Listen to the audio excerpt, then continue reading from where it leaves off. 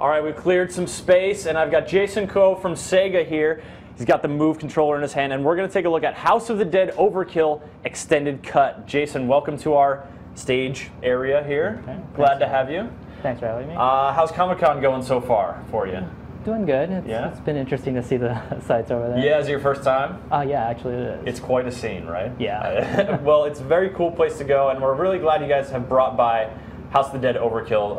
I had a great time with this game on the Wii, and I'm really looking forward to seeing what it's all about on the PlayStation 3. So, why don't you, for folks who maybe don't know what Overkill's all about, tell them, give them the overview. Okay. Basically, it's the fifth in the series of the House of the Dead series, but this is going to the prequel, so just before the first House of the Dead.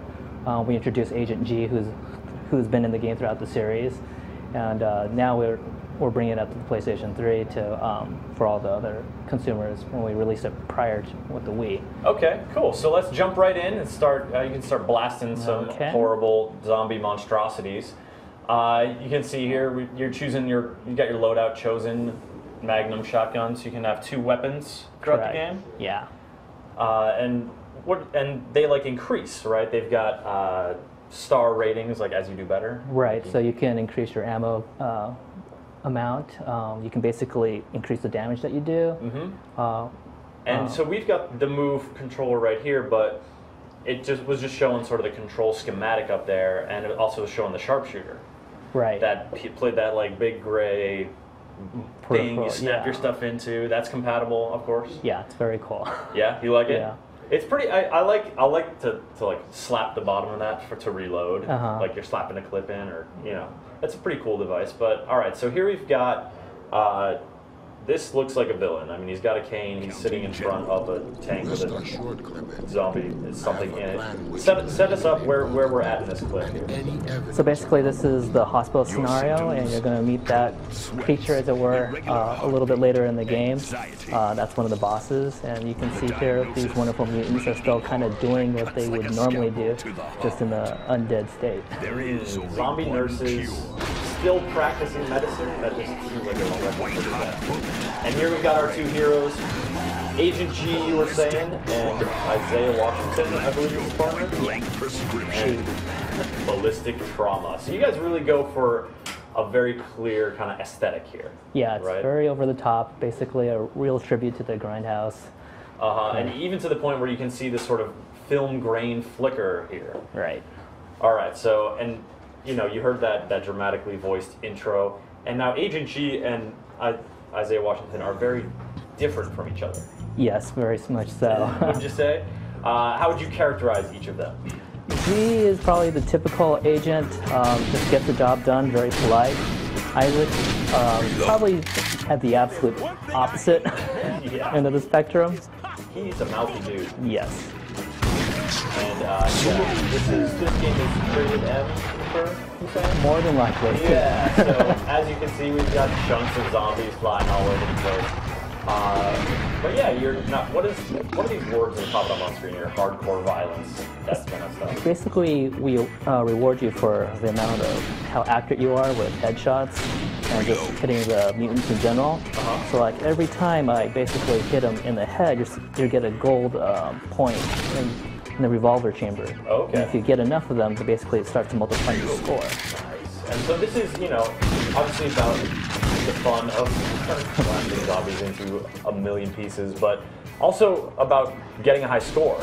So, and folks who are into sort of, improving their performance and doing better and better, there's a lot of combo tracking, score tracking stuff going on. Right.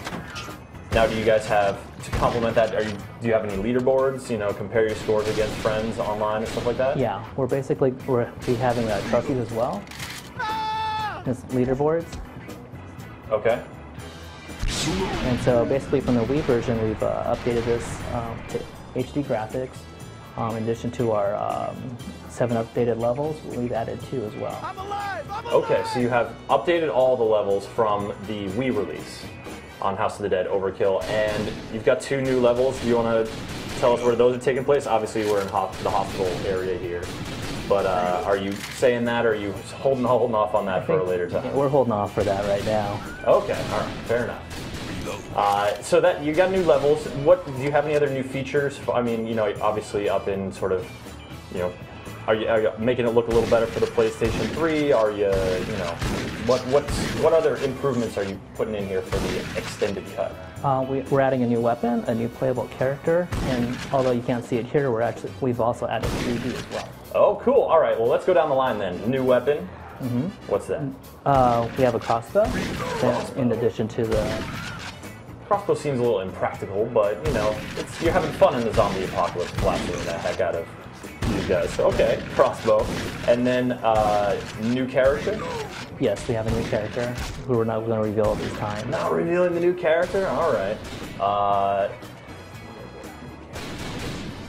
Okay, cool. All right, so now we're gonna do a little switch here in the menu here to show you guys what this game looks like in glorious high definition. So we're gonna switch back to the cameras here, and Jason, tell me about the first time you played through House of the Dead Overkill. I mean, what does this game mean to you? Like, how is this? Do you enjoy how that? Let me grab this real quick from you. But do you? I mean, you have fun when you play this game? Yeah, it's a little. It's a little intense, a little over the top. Yeah, over the top fun.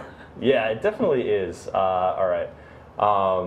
I played it on the Wii, and it's just a lot. Like you said, it's that grindhouse mentality, that grindhouse mechanic, or not mechanic, but aesthetic. Right. Yeah, which is pretty cool. And I think you guys PlayStation 3 owners are going to be excited to get their hands on it. What are you guys doing here at Comic-Con? Talk to us about, you know, are you showing it off on the show floor at all? Or are you just sort of taking it around places? Basically, we have a Sega store over at 345 6th Avenue. Okay. And, basically, we have a setup there where you can actually try it in 3D. So, oh, really? Yeah, it's very cool. All right, so talk to me about what it's like to play in 3D. Obviously, we can't show that to folks here, but, you know, you've played it in 3D. How does it sort of change the experience of playing? Basically, everything, a lot of the objects stand out and basically are a lot easier to, I guess, focus on. And it allows your aiming to be a little bit easier, I would say, at least for me personally. Yeah? Yeah. And there's a little bit more of a surprise with some of the instances in the game as well. When they jump out at you and stuff like that? Yeah. All right, that sounds pretty appealing. All right, we have changed the resolution and are jumping right back in here. I will let you tighten the strap up here so we don't, you know, bean anyone in the head. I'm talking about me. I don't want you. Okay. I'm, you know, concerned for safety of all. This guy. So you said it's your first Comic-Con? Yeah. How has it been to, you know, have you gotten to wander the show floor a little bit here? Just a real quick lap. Yeah, just a quick lap. Well, as quick as a quick lap around the floor can be, right? It's hard to get anywhere in there. You know, you got people with their bags that are, I think, this big. This is not an exaggeration right here. It's sort of strapped to the back, and just, have you seen any good costumes? A few, I'd say. Yeah? All right, so we got the game booted up here, folks. Thanks for bearing with us. Jason's going to jump back into the level, and we're going to sort of see what, you know, we're going to take a look at it here once he gets it calibrated for the move. Now, this is obviously a move-compatible game, but is it possible to play with just a DualShock controller? Yes, it is. Yeah? All right, so folks, you know, all hope is not lost for their playing the game if they don't have the move. Yeah, that's right. But better to play with the move, right? I'd say it's more fun, yeah. Okay. Very cool. All right, so we're just going to take a little quick look at this here, folks, and keep in mind, as it's saying on screen now, this is a work in progress. You guys have been working on this for a little while. What is your release window you're looking for? Do you have a date? October right now. October you're aiming for? Okay. October just about 2 months away. 3 months away? I forgot about August there for a second. Yeah, that's a good month. All right, so can we skip ahead through this and then see what... Now this guy with the phone, you see him later, right? I remember that guy. Yeah, you do. That dude, he's a bad dude. Your symptoms: and that cold sweats, irregular heartbeat, anxiety. Okay. give you folks another taste of the dramatic intro before we shoot a little more and wrap it up. Now, one thing I was noticing that we didn't really mention before, that's sort of a classic feature for a shooter game like this is power-ups in the environment. Little glowing things, little stuff like that. What are some of the power-ups you can get that you can shoot in the background? So we have your kind of a glowing DNA, red DNA. Basically, that's your slowdown. So it allows you, basically slows down the game for about 10 to 15 seconds. Oh, really? So you can sort of go into... Basically making headshots easier. Yeah, just headshot extravaganza. Right. All right. Maybe we can snag... Oh, there's one. Yeah, Let's get that. Let's try to get that one, show off the slowdown, and then... Oh, yeah. All right.